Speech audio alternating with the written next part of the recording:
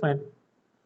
Okay, guys. Now it's also in the recording now. So what I will do is today's session I will start with flip flops and latches. Okay, this is a part of your third unit. Okay, so I will take a very to the point what is necessary from your examination point of view, and okay, site edges also come very good. So it's a very good thing. So I will take from what is necessary from an examination point of view. What are flip flops, latches, and next session probably we will go into counter design. So it will be like more like a very informative section only, informal section. It will not be very difficult. I will tell you, it's very design error is there. I will tell you, digital is full of design, but we will try to ensure that I will cover the topics in a very understandable manner. எல்லாருக்கும் புரியுற மாதிரி தான் நான் Saravana. I will try to understand. ரொம்ப simplify பண்ற வரைக்கும் I will try to do that. Okay. So what I will do is I will go to the particular chapter now. Once again.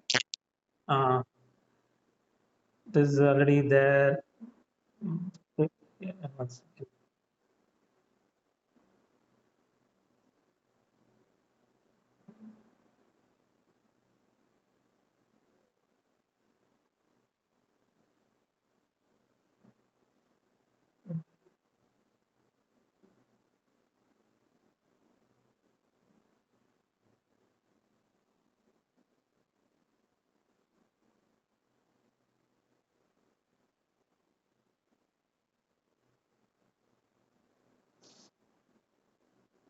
It's blue and that's very nice. Yeah. It's, this is your second unit. Yes. It's your third unit now. Are you able to see the screen flip flops? It will be little, we have used PDF to capture the material, so will be very bit on the blur side, but I will try to ensure that I will try to zoom it to the maximum possible. So when you talk about flip flops, you will be studying, you will be knowing about SR, JK, D, and T, and master slave flip flops, and we'll see their working, their design, and just you don't need to prompt every time. I'll just listen because that's also is a factor.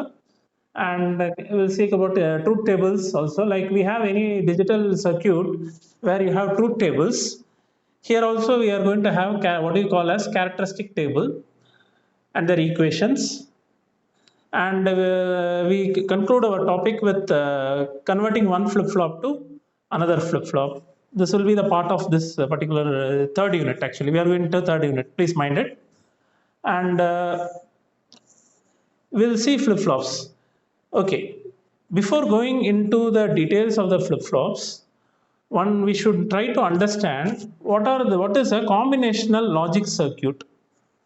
See, actually, we saw a combinational logic circuit like you saw half adder, full adder. Did you see? Yes, you might have seen that in your class as well as in your lab also. And we would have designed some experiments and based on that. But there are many applications. Basically, whatever the design we are going to do is going to be based on going to get into a real-time system. So all will not be like you give some inputs and you get some outputs. It will not be like that, as simple. It will be like more complex, where you give a set of inputs, you get some outputs, but that output will have some dependency or some basic understanding as to what your previous outputs or inputs were. That is, it will understand the past history of your outputs or inputs. So here it says that there are many applications in which the digital outputs are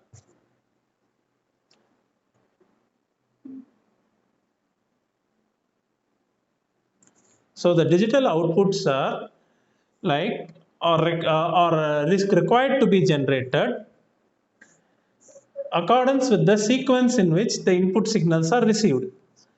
That is always going to happen. This cannot be satisfied by using only normal combinational logic systems. The combinational logic system, like you have gates, you have adders like that, where you are going to give inputs, you are going to get the outputs, and your job is now over. But there are many systems where you are not only going to be outputs are not only going to be dependent upon your present input conditions, but also on past history of these inputs. This is given as a feedback. As you can see this circuit here, you see inputs which are given to combinational circuit, from where outputs are given.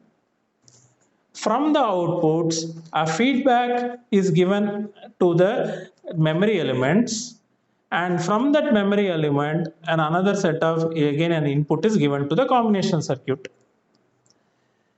It means the outputs are not only given, but you are also going to take care of the state of these outputs. It means that you are going to know what are the present output state, also your next output stage. In simple understanding, it will mean that the output will have certain understanding or it will have some memory. Unlike if this is not there in your combinational logic circuits, it is very much there in your sequential logic circuits. That is where this diagram of sequential logic circuit is given like this. Inputs, combinational circuit,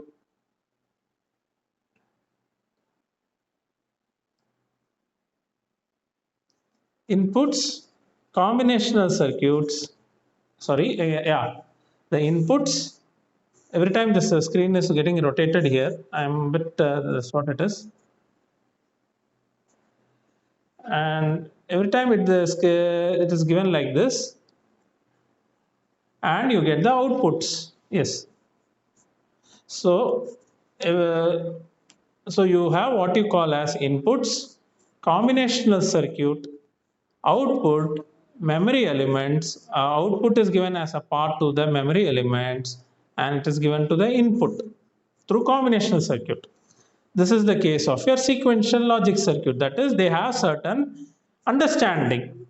So what we say that the outputs are now going to be defined in terms of states. So you have two states, present state, next state.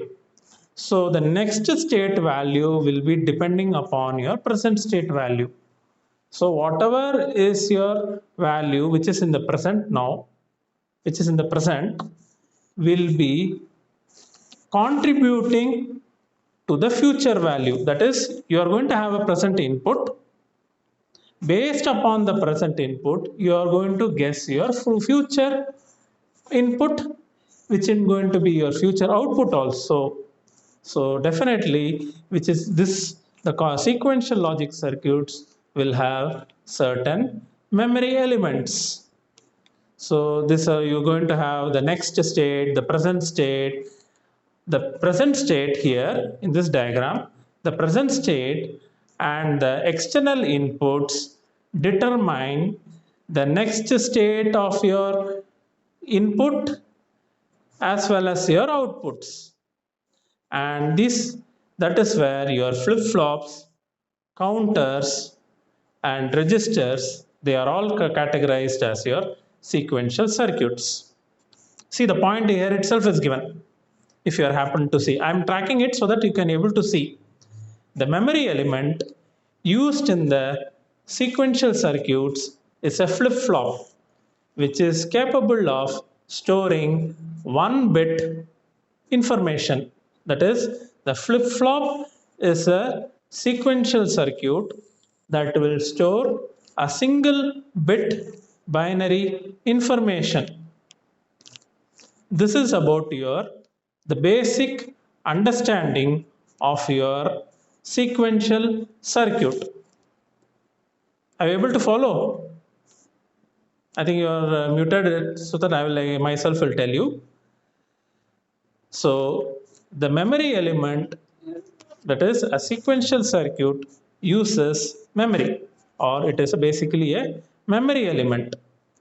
Now let us see the comparison between combinational and sequential logic circuits. This is quite an important difference to understand, such that you will not able to get confusion. Let us see the differences one at a time. Combinational circuits. In combinational circuits, the output variables are all times dependent on the combination of your input variables. It means whatever the output you are going to get is going to be dependent on your combination of your input variables. For example, if you take, say, half adder, what are the inputs in the half adder? The inputs in the half adder are two inputs and there are two outputs.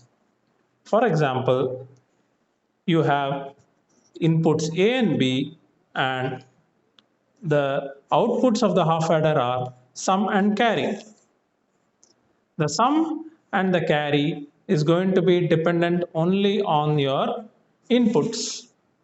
It is not going to be dependent on any other things, any other criteria. But if you take to sequential circuits, in sequential circuits, output variables depend not only on the present values, but also they depend on the past history of your input variables. That is, the output, the present output is not only dependent on your present input values, but also has some dependence on your past inputs also.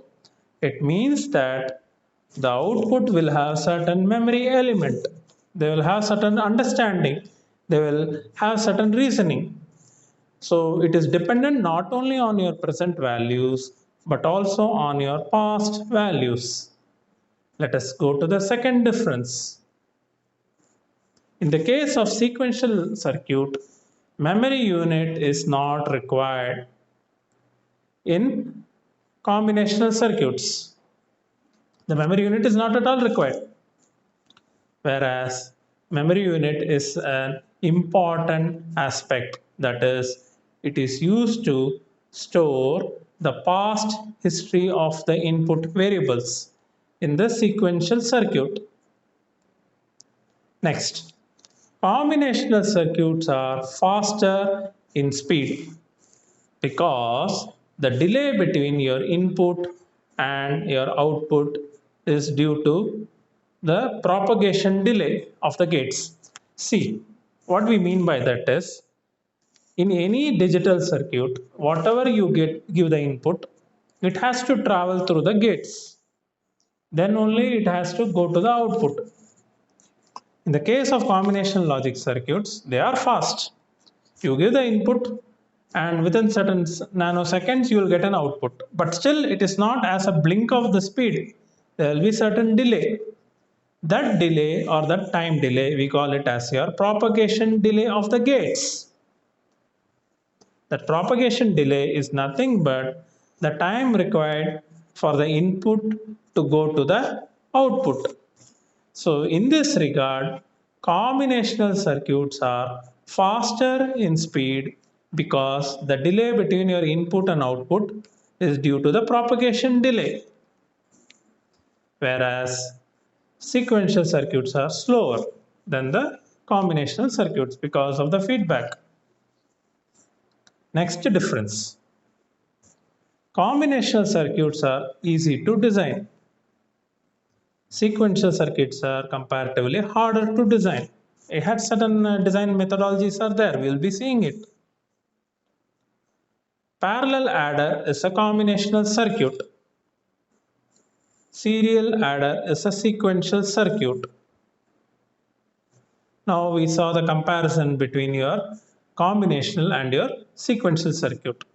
Now, one of the very important input to all the sequential circuits is your clock. What is a clock? It is a signal that is a particular kind that oscillates between your high and your low state. You can see here the clock. This comes here 0, goes here high, maintains certain value, comes back to the 0, and it's like a pulse, a clock signal, goes on and on. So this is the time division between the successive pulses. We call it as a clock period. So it is also going to be an important factor with regard to your clock signal.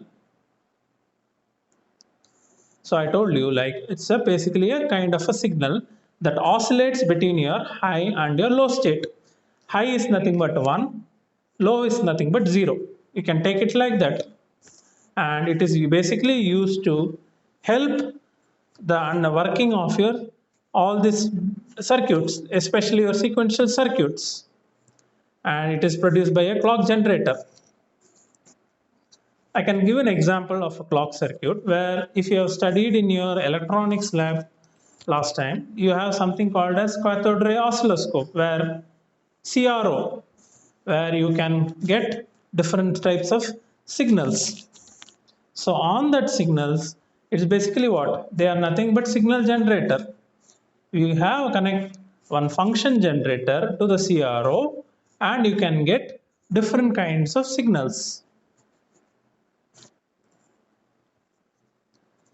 So the time required to, excuse me, I put it here, the time required to complete one cycle is called clock period or clock.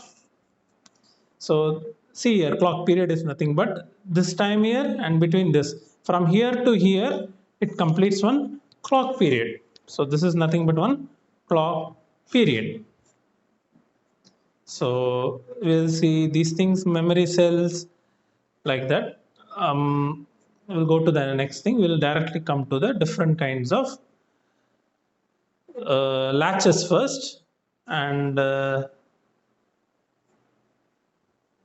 if you're, these are all, we'll see latches. Okay, triggering. We'll come to the triggering part. No, that's also not a very important. Yeah, excuse me. Could you? Yeah.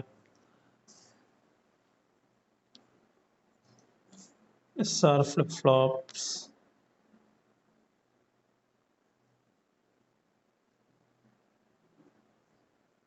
Okay, we'll come to this topic. That is SR flip flop. This is the topic we are going to see. Is your SR flip flop, where the diagram will be given here. I will show you the diagram.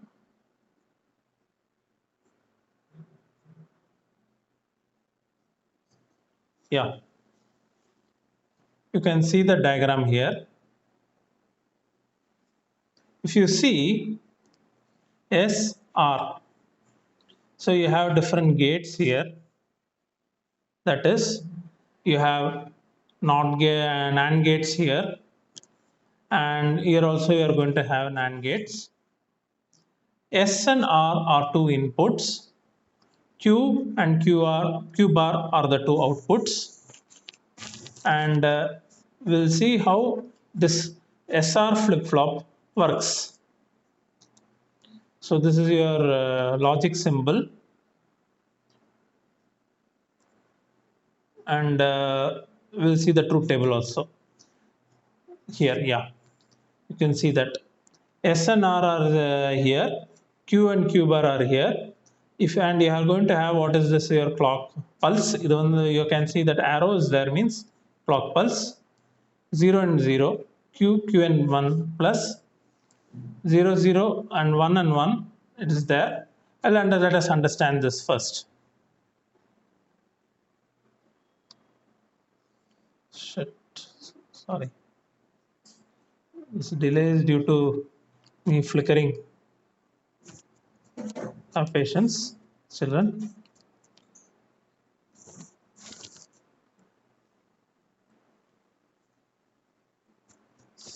That is the problem with using a app, mobile, while taking classes in Google Meet, is that I don't know, the touch screen acts a bit funny.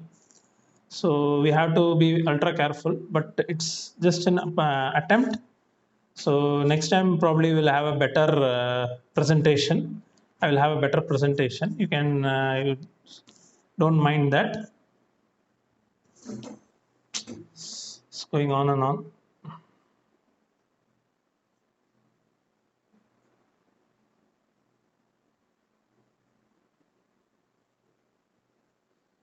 Keep it this way. The half of the time it is taken due to this only. The content part is becoming less, I think. Yeah, you can. Yes. Now here you can see better things. See here, you can see the SR flip-flop. If you see that there is a latch here, S and R are nothing but two inputs. Q and Q bar are your two outputs.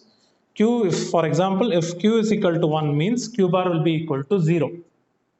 So what you have to do is you have to pre-assume certain values here. Unlike your other combinational circuits, in sequential circuits, you have to pre-assume certain values. You take that, you assume that Q is equal to 1. If Q is equal to 1 means Q bar will be equal to 0, because Q and Q bar are nothing but your complement of each other. So what we are going to do is we are going to first take the value of Q and Q bar. Sorry, again there's a problem.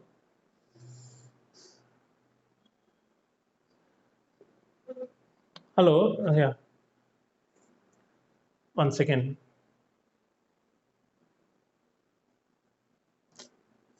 Shit.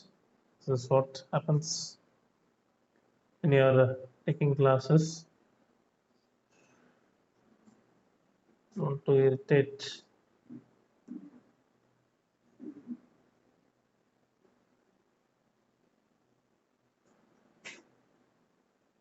One second, pa. I will just finish it off with SR flip flop today.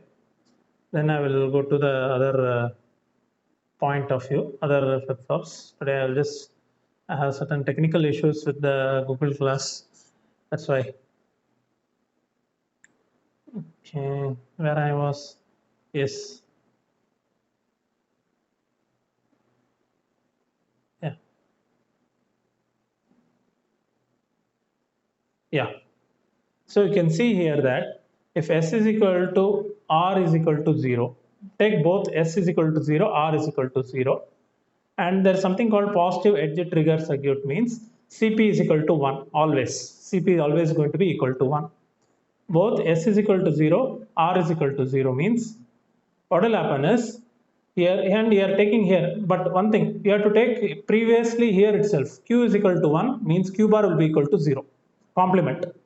Both S is equal to 0, R is equal to 0 means, and here it is Cp is equal to 1 means NAND gate output will be 1 into 0, 1. That 1 will come here. Now Q bar is equal to 0. That is now coupled to here, to the NAND gate 1. So 1, that is 1 and 1, it will be, what will happen? Sorry, this is 0. Q bar is equal to, Q is equal to 0 means Q bar is equal to 1. This is 1 here. S is equal to 0. Cp is equal to 1. 1 into 0, this is 1. So 1 and 1 will be equal to, in AND gate, it will be 1 and 1, it will be 0. And that 0 will come to this gate number 2. This gate number 2, here again it is going to be 1 and 0, 1 and 0, it will be 1. So that will be 1 and 0 will be equal to 1. So the same state will be there. Q is equal to 0, Q bar is equal to 1. If you take Q is equal to 0 and Q bar is equal to 1, and take s is equal to 0, r is equal to 0 means after giving this value also it will remain the same. Q is equal to 0, Q bar is equal to 1. It means no change if you see the table here. Then if you take now S is equal to 1, R is equal to 0. S is equal to 1, R is equal to 0 and keep the same output as Q is equal to 0, Q bar is equal to 1. What will happen is S is equal to 1, CP always equal to 1. 1 and 1, 0. 1 and 0, 1. Q is equal to 0. 1 and 0. So 1 and 0, 1. That 1 will come 1 and 0. It will also will be equal to 1. So Q is equal to 1, Q bar is equal to 0. That is, it is called a set. When R is equal to 1 means and S is equal to 0 means it will change.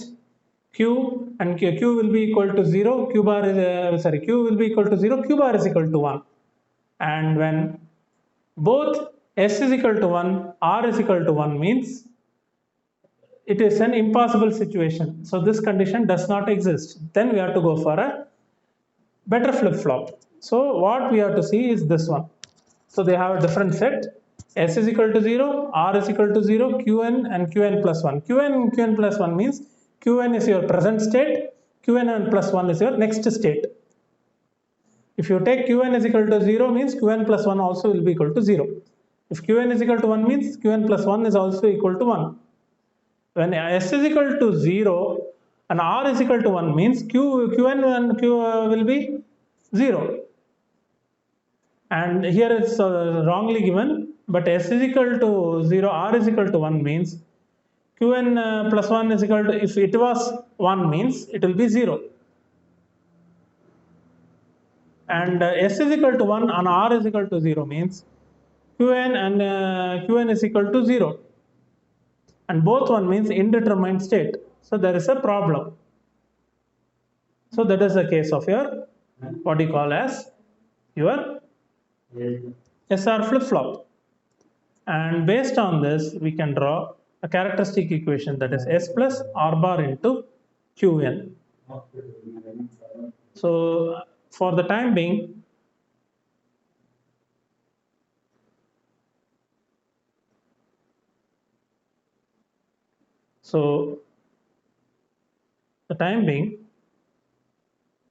I will unmute you guys.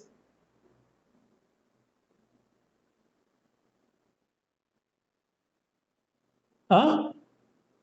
Have you unmuted? I should have unmuted you. Hello? Did you try to understand anything in this effort? We have made an attempt only. The only problem is the screen is constantly moving. I think you all have felt that. Because actually, the thing is like you have to know because we have some designs are there in the. It will be asked, maybe asked in the exam design, like a counter design like that, which I think I have already asked you in the assignments, correct? That is one thing we have to see to that. So what I will do, I will stop the class for the now. So you can study your other subjects now. Okay, fine. You find it any usefulness? I want to know. Seriously, solunga, because we can try to improve. Yeah, yeah, that is one thing that I will try to. I have certain issues. I will try to rectify that in a system. Okay, and try to take it in the computer itself. Fine. Saravana அதுவும் அதை நீ தான் சொல்றீங்க. அப்புறம் அதான் and please Sarana others kindly join for technical skills also. Technical skills also join பண்ணுங்க. Try to join பண்ணிட்டீங்களா அந்த